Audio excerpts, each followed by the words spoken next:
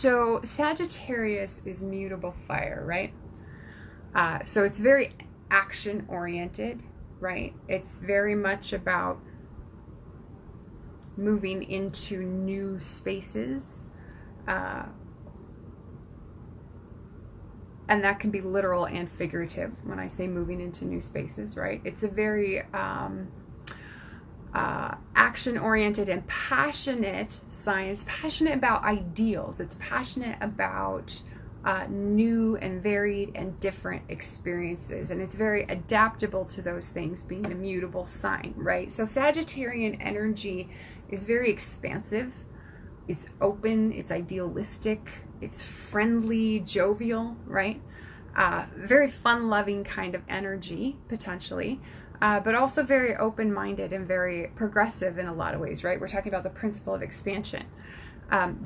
So as an archetype, Sagittarius represents the philosopher, right? The higher mind, the thinker, the teacher.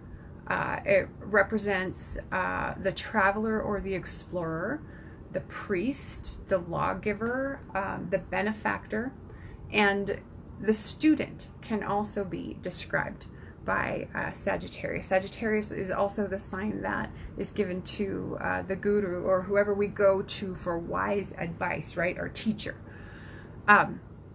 Now, last month we talked about Stephen Forrest's observation that Sagittarius is the arrow and not the archer. And I'll kind of delve into that a little bit, but I don't want to delve into it too much because we spent a lot of time on that last month. But the arrow, as we talked about last month, if we want to think about what it does, if we want to think about Sagittarius as being the arrow and not the archer, the arrow shoots high into the air, right? So it reaches this great vantage point where it has kind of this elevated perspective over everything below. And it's shot high into the air in a targeted, directed way, right? There's a specific destination that arrow is meant for. But the arrow itself represents that big picture perspective, right? And so ultimately, Sagittarius is about the growth of the mind, right? It's about expanding the mind through broadening your perspectives. And we broaden our perspectives through experience, through travel, through learning, through contemplation, through meeting new people, through traveling to new lands and visiting new cultures, right? So that arrow shoots high up in the air, achieves this expanded mind kind of vantage point, but then it brings that back down to earth in a very directed and specific way, right? And so it's about teaching and it's about learning and that exchange that happens in that sense. And so I guess you could say it's about the pursuit of mastery in a sense. But Sagittarius is really about seeking understanding and seeking truth and our endless need for truth and understanding. And understanding brings us wisdom. When you marry knowledge with experience, right? That's what brings wisdom ultimately. You can have one or the other, but if you have both, it brings you to a new understanding, and that new understanding takes you to a place of wisdom. Okay, so it represents that higher state that's really kind of beyond knowledge learning. It represents faith as well, not only in a religious sense, but even faith in humanity in general. And so Sagittarius is that search for the truth, that search and expansion of our perspective that goes with that ongoing search, right? That brings about the enlightened mind. So when we're talking about Sagittarius and moving into these new prompts for our releasing practice, you can go to the house that Sagittarius occupies in your natal chart and work specifically with that house or with the Gemini Sagittarius axis. And I say that because eclipses can activate the opposite sign and house, right? So you work with it that way, or like I said at the beginning of the broadcast, you can just work with it in whatever way you feel most guided. But grab your pen and paper. You're going to want to have those handy, and I will run through these prompts for you, and we'll get started. I almost forgot my bowl and lighter tonight, y'all. It's a good thing I remembered right at the last minute. So ask yourself tonight, and you can spend some time with this one if you need to, what is your inner truth? What is your most desired outcome? And that can be the outcome of whatever house Sagittarius occupies, or it can be the outcome of whatever big thing is your big thing that you're dealing with right now. Okay? What is your inner truth? What is it that you need out of this? Or what do you want out of this? What would be the best thing for you out of this, right? What inner experience or journey, what encounter or what inner knowledge do you need in order to manifest that desired outcome? Right? So this is about turning inward and looking rather than looking for the external answer, right? What are you allowing to hold you back from that? What is it that's holding you back from that inner truth, and why? Why? Sometimes why is helpful to being able to release it. What old truths do you need to let go of in order to make room for new truth? Even if you don't yet know what that new truth is. What old truths can you let go of to make room? What mentor, this is kind of a fun, interesting question that I threw in kind of at the last minute. What mentor, teacher, guru, or father figure can you turn to for guidance?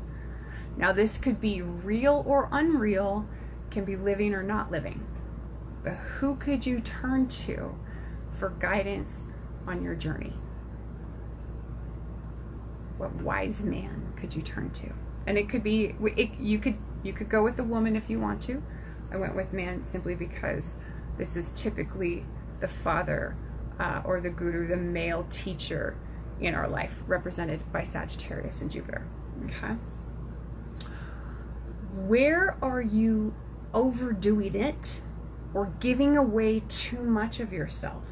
Right? This goes back to Sagittarius being about excess, right?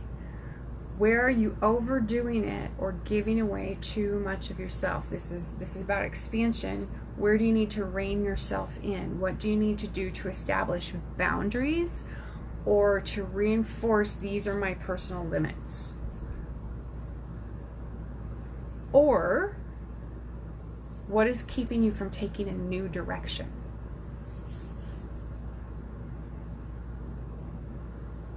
And then still with that whole notion of excess, what are you overindulging in that's keeping you from making progress? Now this could be something that you do to excess that's not productive, or it could be something you do to excess that's actually counterproductive. Okay?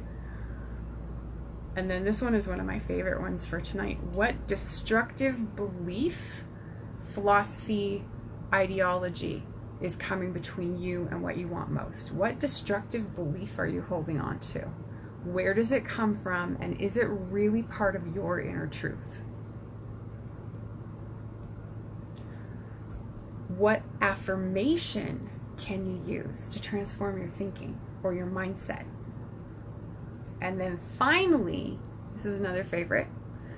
For those of you who've read The Alchemist, what is keeping you from reaching or pursuing your personal legend?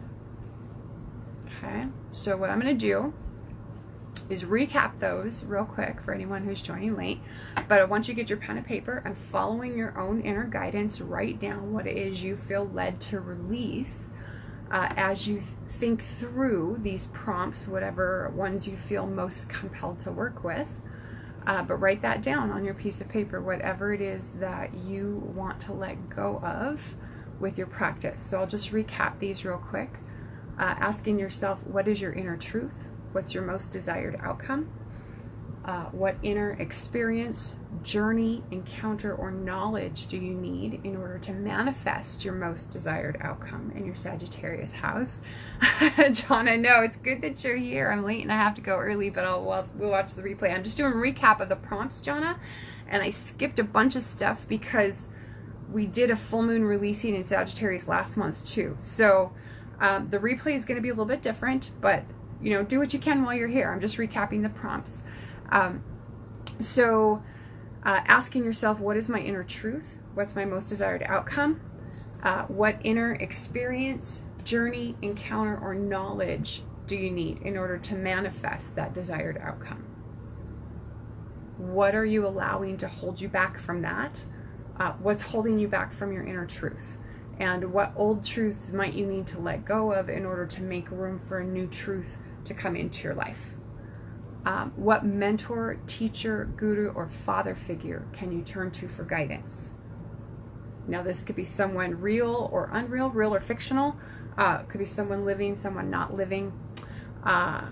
Where are you overdoing it or giving away too much of yourself, where you might need to establish boundaries and personal limits?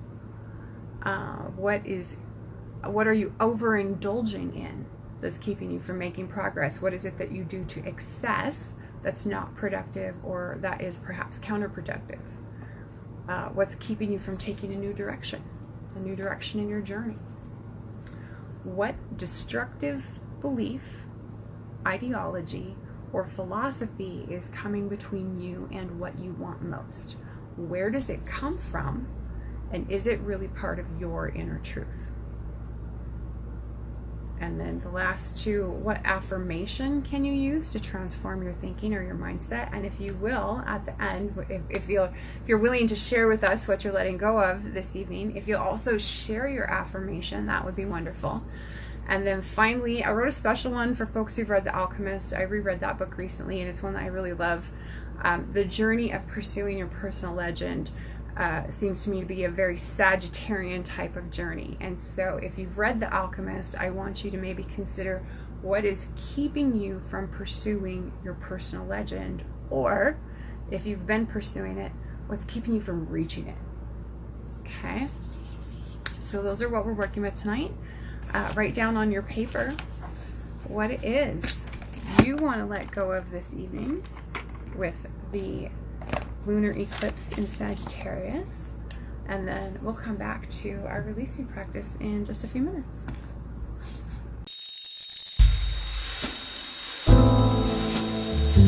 This is kind of interesting. If anyone needs more time, let me know. We have a couple people on.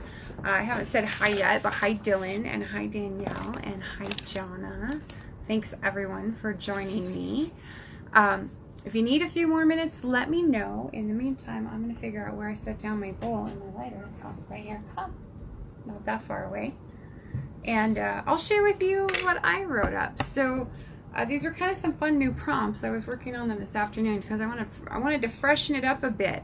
I wanted to give us something new to chew on, especially where we're working with eclipse energy. Eclipses can be really powerful opportunities.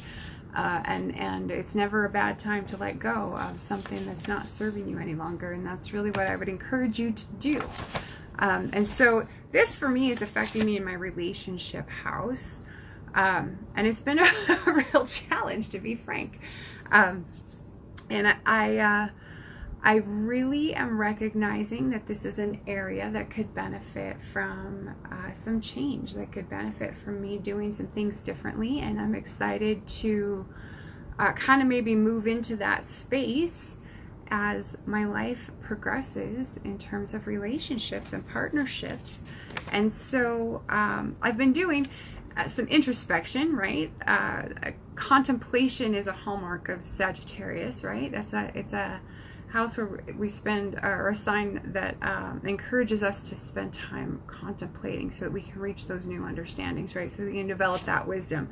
And so I've been really giving the relationship sphere of my life a lot of thought and a lot of consideration lately. And I know that there's some things I can do differently that will make some positive change. And there's some behaviors and some attitudes that I could stand to let go of. And so that's kind of what I'm working with here. So what I wrote is kind of two parts, like two releasing parts, and then one that's more like the affirmation that I'll share with you.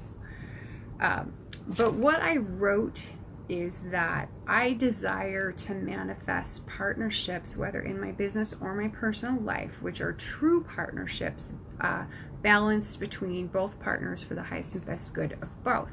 And that it's my intention to release my tendency to always defer my needs and wants and desires and dreams while putting those of others first. This is a tendency that I've recognized that I have. If you're an INFJ, you might also have this tendency to put other people before yourself. And that is beneficial in a lot of ways, but there's sometimes you can take it too far. And sometimes that's not healthy, and it's not good for you, and it's certainly not good for you long term, because it can just make you, grumpy and resentful, and no one wants that, right? And so recognizing this about myself, I want to let go of that tendency and those behaviors, right? If I want true and equal partnership, then that means that I have to also value my part of that partnership as much as my partner's, right? And so I need to look for where I can find that balance. And so what I wrote for my intention is that I intend to allow true equality and partnership in my life through valuing my own desires and contributions and expressing them to my partners in all ways in my life. Okay? And so take what it is you're letting go of. You're going to read out loud what it is that you wrote down, and or state out loud at any rate your intention to release it. I release these tendencies, these habits, these behaviors of mine, these repeated patterns, and I release whatever belief or unconscious mindset might be driving them, because it's not serving me any longer. But I release it with love and gratitude for the lessons that these behaviors and mindsets and beliefs brought to me, because they did bring positive lessons, right? And I thank it for the lesson that it brought to me, and I release it with love and gratitude. And so while you are making your statement, you can either burn your paper, or you can tear it up into tiny little bits. If you're going to burn it, please do it in a fire-safe place, like a fire pit or a barbecue grill or a fireplace. Do it safe, where you're not gonna risk having an accident. And I do encourage you, if you're burning it, to burn it completely. Okay, you want to make sure that whole thing is all gone. And then when you're done, you can just spend a few moments in gratitude, in meditation, in reflection. Just spend a few moments in quiet, in silence, and allow yourself time to move into this new space that you've opened up, right? Because that's what the releasing practice does for us, is it opens up space that we didn't have access to before, because something else was there. So burn your stuff completely, okay? And then give yourself a few moments to feel what it's like to be in that expanded new space. And you can meditate if you like I said. So Danielle says, very deep moon releasing the Sag moon, need some time to think about this. Yes, while applying it to your situation. And that is perfectly fine, Danielle. We are, let me look. I was going to check and see. I think we are, oh, that's not the right notebook. Where in relation? I gotta look at my planner. Gotta look at July. So tomorrow is the lunar eclipse. I have it as being at 5:38 Eastern Standard Time, which you are. So you have until tomorrow evening, if you want to do it right with the eclipse, to really kind of sit with this and contemplate and kind of feel it out. And I encourage you to do so if it's kind of meaty for you. And I kind of wanted to take it that direction because it's such an opportunity being an eclipse. Keep in mind too, you can also do these for your sun sign. And whereas we don't always take the time to do that during a normal new or full moon, when you do have a lunar or solar eclipse, it can be very beneficial to go through it a second time and to do it with your sun sign as another practice. And that actually is something that I think I will do with my sun sign tomorrow with the actual lunar eclipse. But I will get the video processed and uploaded to the YouTube channel as quickly as possible. And that way, when you come back to it, you can go straight to the parts that are going to be relevant to you. Of course, the live stream, you can always watch the replay here in the group. But if you'd rather be able to just like cut right to the Sagittarius themes and the prompts, you'll be able to do that. But thanks everyone for joining me. If anyone else wants to share in the comments what they are letting go of, even if you're watching the replay, I always do come back and read the comments. And thank you for joining me. Thanks for working through this releasing practice. It's kind of big stuff when we're talking about Sagittarius and we're talking about Jupiter, right? Because this is expansive energy that we're working with, and so it always feels big. And yes, when you have Jupiter in your sun sign, that can amplify it. It really can. For anyone, really, wherever you have Jupiter in your chart, you may feel it a little bit amplified. And it can be modified too for those of you who have Jupiter retrograde, which I know a couple of our viewers do have Jupiter retrograde in their natal. And Jupiter is retrograde right now, so that might feel a little more natural than what you often experience in relation to Jupiter energy in your life. Okay. But thank you for joining me, and yes, you're very, very welcome, Danielle. I'm glad you joined me. Be sure to subscribe to the YouTube channel, and you have to click the little bell notification icon if you want notifications when the videos go up. So if you like to be notified, be sure to click the bell icon after you subscribe, and we'll see you again in about 2 weeks, maybe just a little under 2 weeks, for the next new moon intention setting on the 31st of July. We're going to have our new moon in Sidereal Cancer. Okay, and then I think, is it that same day that we have another Sidereal Insights Astro update? No, we're going to have a Sidereal Insights Astro update on Monday the 29th. So that'll be our next live broadcast on the Mystick Physick Facebook page. So definitely follow us there if you haven't already, so that you don't miss that. And then on the 31st, we'll have our new moon in Cancer intention setting. And yes, partnerships for you too. You know, it's interesting, Danielle. Folks who are dealing with this in their partnership axis are like coming out of the woodwork. And I don't know, like, I almost feel like it's a case of, you know, you buy a new car and then suddenly you see that car everywhere, right? But it seems like so many people that I know from all different areas of where I connect with folks through astrology are dealing with this set of eclipses in their partnership axis, and everyone is having a slightly different experience of it, and the variety has been really beautiful, and the way that people are responding to it, the variety in how people are responding to it, has been really beautiful too.